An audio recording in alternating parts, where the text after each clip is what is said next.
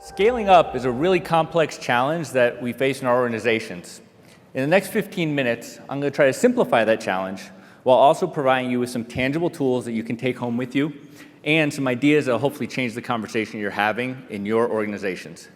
But first, let's start by gathering some data. So imagine for a moment that this is your team. And you may be the leader of the team, you may be a member of the team, you may be a participant, but it's a team you're on. And actually, let me just check, show of hands, how many of you have organizations that operate with a lot of teams or team-based organizations? Wow. So in today's world, teams really make a difference, part of how we work.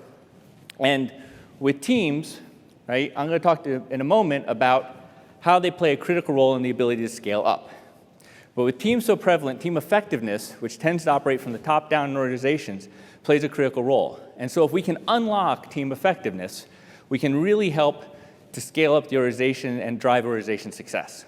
So let's do that right now, actually. Let's take a moment and assess the organization team that you're a part of. So what I want you to do is this, 2 questions. First, think about the team you're on, and how well are you working on that team today? How well is the team working today? And second, how well does the team need to be working? Okay, so just think of 2 numbers, the scale simple, poor to awesome. Got 2 numbers? Okay, great.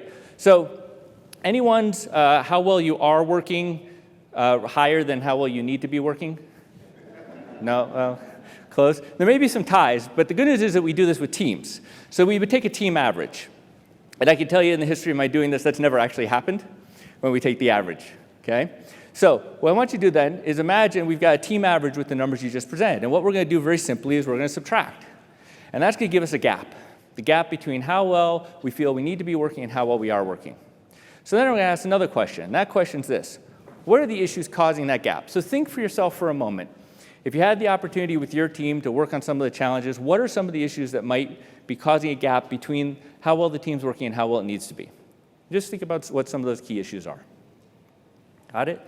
So hold on to that thought. We're going to come back to that, because before I go into that, I want to make sure we're all aligned on what I mean by scale up. So scale up has 2 dimensions to it. The first is scaling up the business. And by scaling up the business, we think about this in terms of how can you double revenue, profitability, productivity, capacity, capability of the organization. And double is arbitrary. It could be any multiplicative element of growth. But the idea is growing without, here's the kicker, growing your OpEx and growing the number of people that you have, right? So we want to scale up by growing the business without doubling our population and our expenses. How do we do that? Well, the core of how we focus on that is leadership, and leadership's going to drive scale up. So with leadership, and teams are critical to leadership effectiveness because leaders are on the teams and lead the teams or with the teams, leading teams. Try saying that 3 times fast. So leadership has got to be looking at their focus on time and scope of work, right? The time, focus, and scope of their work is what's going to be a factor of where they scale up. Because what we want to do is we want to grow our leaders and increase their capacity to manage this increased business without burning them out and doubling the number of leaders in our organization, right? And because leaders work core on teams, we've got to have the leaders and their teams be more effective, right? So if the team of leaders a part of is more effective, then that whole leadership ability can scale up with the team scaling up its effectiveness. In contrast, if that doesn't happen, the leaders brought down into the day-to-day tactics of the organization isn't able to be strategic and spread themselves across as many elements, okay? So we start with data. Now, I know you're thinking, oh my gosh, well, that's going to be time-consuming and expensive to get that kind of data. But wait a minute, we just did it 2 minutes ago. Okay? We started with a survey. And the cool thing about this survey is I did a bunch of research on this actually a while back and discovered that these questions, so these questions were originally done, the first 2 questions up here were originated by some folks in '96 to identify, hey, can we figure out when a team has an issue? And they did. And then 2 other questions. What do we see ourselves doing well? We didn't ask that one today, but we could have. And what are the issues causing the gap? And what I did was I worked with a whole bunch of teams, and I had them take these questions as a group and theme out the answers to these questions. And at the same time, ran another survey in parallel that had 50 different items that all tested unique elements of team effectiveness. And what I found was the simple theming of these items correlated completely with high validity and reliability to all 50 of those questions. So in other words, the themes that the team identifies as the core top themes for them to work on are going to be the themes that they need to work on that you could do a big, long assessment with lots of time and energy and a whole lot of consultants to run for you, or you can just have them ask these 4 questions and answer them. And the good news is this is free, and you're welcome to take it with you today. Okay, so you now have an assessment that's going to hopefully help you to get to team effectiveness with your teams. Okay? So let's double click on that though, because don't want to stop there. I want to talk about how do we use this to help scale up. So in dealing and working with teams and team effectiveness, we found there's some core challenges and issues that are key to scaling up. So how many of you, when you were thinking about issues that cause gaps, raise your hand again if you had strategic alignment or goal setting or execution as part of the potential gaps you're thinking about with teams that you're working with. See some hands? Okay. So this is a really common challenge with scaling up, right? In order to scale up an organization, we have to be effective at strategic alignment, goal setting, and execution. Why is that? Well, here's the core thing teams do, right? Effective teams are going to set some goals, then they're going to go and implement those goals, and then they're going to deliver business results. And I know you're thinking, Brad, that's really simple. Thanks, kind of standard practice. We get it, we know it, we do it. But wait a minute, there's a catch, right? And the catch is that we tend to operate with this idea that we really need to focus on getting alignment on those goals and priorities. A lot of time and attention focus on goal alignment. Let's get to alignment. Let's get to consensus. Let's agree on what we're going to do. And that'll get us the business results if we're all just aligned, locked arms, marching forward. The catch is it's a myth, okay? Consensus is important, don't get me wrong. But consensus is necessary but not sufficient to get to those results. And why is that? It's because in the middle, we've got these dynamic behaviors that happen when we go to implement that make a difference and are all a factor of how teams are aligned. So when I talk about team alignment, there we go. Team alignment has 2 parts. The first part is setting goals and priorities, okay? And this is outcome alignment. So outcome alignment is, are we agreed on what we're going to do, the outcomes we're going to achieve? That's the first part of team alignment, where we tend to focus. The second part of team alignment is action alignment. And action alignment is once we're actually out there doing the work, is what I see my colleagues and friends doing what I expected them to do? Or am I suddenly seeing actions that are different than what I expected? Okay? So 2 parts to alignment. And alignment impacts the whole organization. Okay? So what we found is that when alignment happens at the top and leaders are aligned, and they stay aligned, it goes through the whole organization. But when there's gaps in alignment, all of a sudden there's cross-functional conflict happening at lower levels of the organization that leaders are sucked down into to help rectify. And your leadership team is no longer focused on the strategic priorities, but on trying to resolve the differences and gaps that are happening at lower levels of the organization. Okay? So when alignment breaks, it breaks all the way through the org. All right? So why is this? So this is because of something I like to call the what-how dilemma. And it's a dilemma, not a problem. So as you all are probably familiar, right? The difference between problems and dilemmas is problems can be solved, they have solutions, and dilemmas have to get managed. All right? So this is a dilemma that has to be managed. So the dilemma has 2 parts, the what-how dilemma. The first part, oops, and I'm going backwards. Forwards, there we go. The first part is the team has limited resources that's got to apply to its strategic priorities, right? So teams would love to do everything that they want to do, but with limited resources, we have to make choices and trade-offs about what we're going to focus on. That's the first part of the dilemma. The second part of the dilemma is we have to figure out, once we've decided, is what we're going to do and how we're going to do it, and we have a time problem. We have limited time in which we can actually have the conversation about what we're going to do and how we're going to do it. And so in that limited time, we have to make choices about what we talk about, what we discuss, and how we discuss it. Right? Technology is making this a little better with more real-time communication, but there's still limited time for actually engaging with one another. So on top of that, we have 2 different types of conversations that are happening. Standard issue conversations, business as usual, and difficult issues that are new and more complex. Right? The catch is that we tend to even assume that with the standard stuff, it's going to be the same last year as it was this next year. But it isn't always. Right? And so how do we manage this? Teams have a strategy for managing this what-how dilemma, and that's how they engage with one another. So ideally, they engage and they discuss. They discuss the trade-offs, they discuss the problems, they discuss what, and they discuss how. But the reality is they don't get to it all. right? The reality is that they tend to default, first of all, to the easy conversations, ironically. There tends to be a tendency towards the standard what conversations in the team meetings. And then the more difficult conversations around what and how tend to be relegated to either one-on-one conversations or actually they don't even happen. And teams just start moving forward on things that they believe are important, team members, okay? So what happens, right? What happens is we get outcome alignment predominantly. Teams lock arms and get to agreement on what we're going to do. But then we miss on action alignment, right?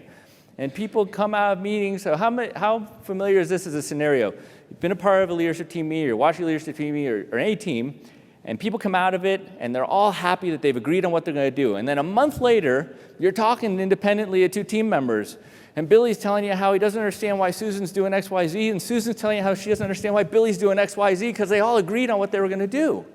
That sound familiar? Right? They've lost action alignment. Right? They had alignment on the what, and they're thinking, well, weren't we aligned? And they were in part. I'll give you another example a little closer to home. It's a personal example. So my wife Jennifer and I have agreement that we're going to take all the dishes and put them in the dishwasher after every meal so that they don't pile up in the sink. Okay? It's a very important agreement in our household. The catch is, so this is what it looks like when Jennifer puts the dishes in the dishwasher.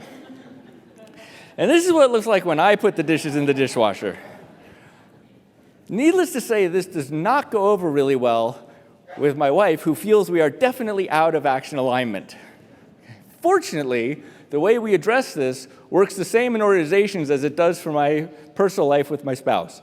So we address this through something called team adaptive action. Right? And what that is the ability for team members to engage in learning conversations where they recognize those gaps and act on those gaps. Okay? And how does this work? So team members first identify a gap. They see it. They see, hey, so-and-so is doing something different than what I expected. Then what they're going to do is they're going to decide who, what, when, how to communicate or engage on that gap. Right? Now, this is where it gets interesting. Because again, teams default to some interesting strategies. Oftentimes, one of the first strategies they engage is the no action strategy. I'm just not going to do anything because I'm either uncomfortable addressing. This goes to that organizational silence idea we heard about earlier, right? I don't want to create the conflict, don't want to rock the boat, it'll self-correct. Lots of reasons why we do nothing. That's a choice, right? Whether we realize it or not, that's a choice. The second option is indirect action, one of my favorites, also one of the most commonly used strategies. I'm going to go to a third party, talk to them about the problem I'm having with you, hope that that will resolve the problem either magically or through that person doing something. Maybe that person's your boss or another colleague, but somehow that's going to just fix itself, right? Because that always works really well. The third option is direct action. Okay? I'm going to approach you, I'm going to engage in the conversation. Now, this has to be skillful to work, but it is the action that tends to get the highest probability of an effective result of building action alignment back into a team. And there's 3 best practices around this. Right? The first is intrapersonal. So the ability for the person who recognizes the gap to be able to say, hey, I see a gap, but maybe I'm not seeing the full picture. I might not have all the information. There may be things I'm missing here. I need to explore and learn, not just attack the other person. Right? So an interpersonal maturity is key.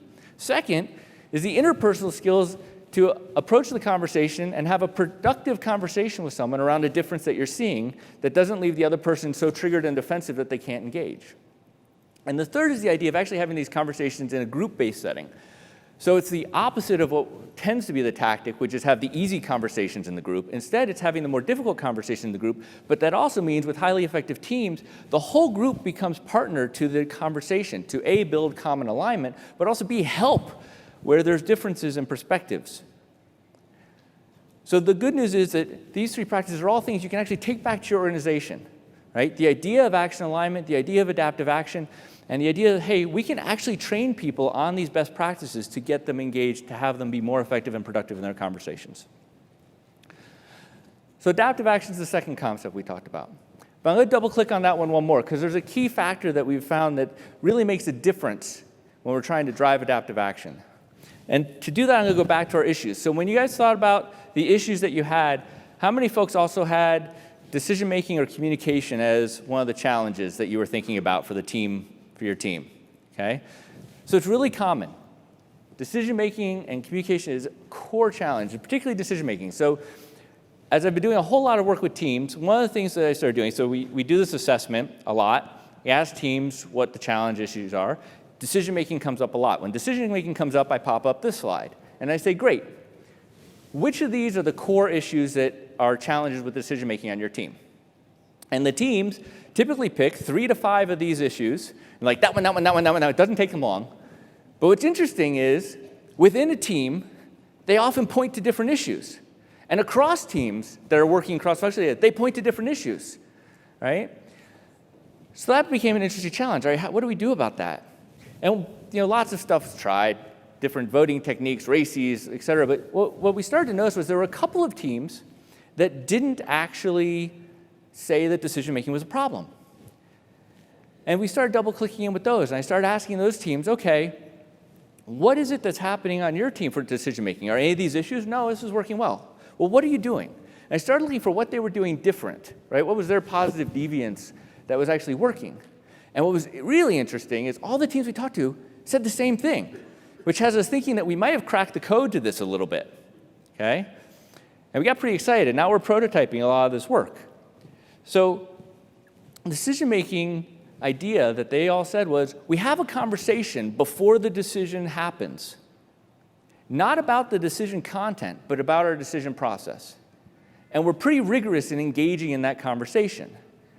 And the conversation isn't complex. The key is we just found that most teams that were getting stuck and were dissatisfied with decision-making weren't having the conversation. So what's the conversation? First part of it is, what's the decision we've got to make? And actually getting clear on that. The second part is, who makes the decision? Who's involved? Who needs to be looped in? Who actually is going to make the decision, and who just is going to be participating in the decision? Third part, how is this decision going to get made? All right, what's the decision type? Is this a consensus decision? Is this someone telling? Is this a consult? What are we doing in terms of our process? But also, how much of a business case is needed for this decision? Is it a big one or a little one? All right? And what's the scope of how the decision gets made? What happens if this is delegated to me and you don't agree with the decision I've made when we get to that point, right? Or we have differences. How are we going to handle those? Again, this discussed up front. And lastly, when is the decision needed such that, oh my gosh, if we don't actually make a decision, guess what? There's a default decision that gets made for us, okay, that we don't really want to have happen. And then this needs to be captured and communicated. Now, I know you're thinking, oh my God, that seems like big. The actuality is, for existing decisions, and business as usual, this happens in like 5 minutes. Hey, we have a decision to add new features to the product. We want to make that decision exactly the same way we made the last decision we had to add new features to the product. You good with that? Yeah, I'm good with that. Conversation over. Everyone's clear because it was documented last time, okay? On more complex decisions, yeah, it takes a little bit of time, 15 minutes, 30 minutes.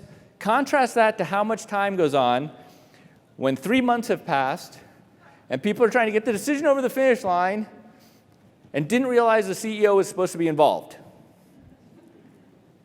Okay? It's massive. So capturing this, and by the way, we just want to throw up an example. Documenting this doesn't have to be a big thing, right? It's a quick email that just captures the agreements you made in that conversation that goes to all the stakeholders, which also lets everyone who's involved know, okay, this is how we were planning to make the decision. This is what's happening. So people can actually voice early, nope, I do or don't need to be part of that, which is also key. So hopefully today you're leaving this conversation with a bit of a roadmap to how to scale up. You want to get some data, there's some easy ways to do that.